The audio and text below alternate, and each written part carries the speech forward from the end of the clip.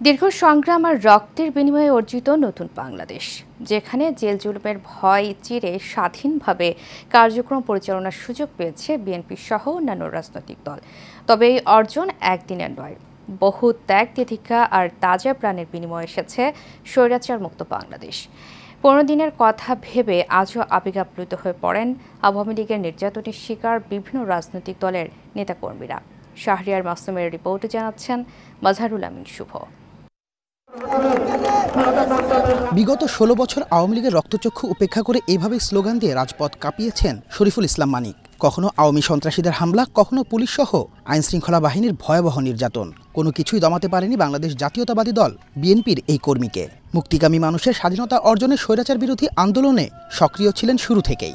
10 দিন আমাকে আমি শুধু একা না, আরো অনেক নেতাকর্মীকে একসাথে রাখছে, তাতে কোনো খোঁজ খবর কারণ সাক্ষাৎ আসলো তারা করতে দিত না। 5ই আগস্টের এই স্বাধীনতা যদি না হইতো তাহলে আমি বাঁচতাম কিনা তার সন্দেহ আছে। আজকে হয়তো আমার কবরস্থান হতো। বিগত আওয়ামী লীগ সরকারের আমলে নির্যাতনের কথা বলতে গিয়ে আবেগ আপ্লুত হয়ে পড়েন রাজধানীর আদাবর থানা স্বেচ্ছাসেবক দলের 100 নং ওয়ার্ডের আহ্বায়ক মানিক। জনাব কামরুজ্জামান জুয়েল ভাই, কেন্দ্রীয় কমিটির সাংগঠনিক সম্পাদক যুবদল, তিনি প্রতিনিয়ত খোঁজ খবর রেখেছেন এবং আমার বাসায়ও পর্যন্ত সে খোঁজ খবর রেখেছেন।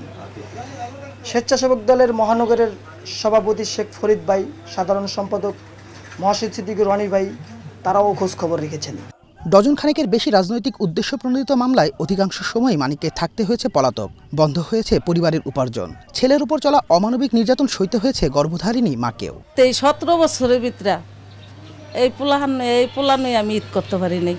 দলের জন্য ত্যাগই শুধু নয়, মানিক স্থানীয়দের কাছেও ভরসার জায়গা। পরে ঘুমাইতে পারিনি, ঘুমাইতে পারিনি, বারবার জেল খাটছে, বারবার মামলা হয়েছে।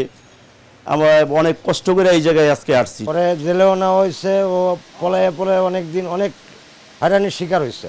ধরে লেগে খাচ্ছে আর একটা ভালো একটা পোস্ট দেওয়ার দরকার। আমরা চাই যে ওই ছেলেটা একটা ভালো জায়গা, ভালো একটা পদ পজিশন পাক।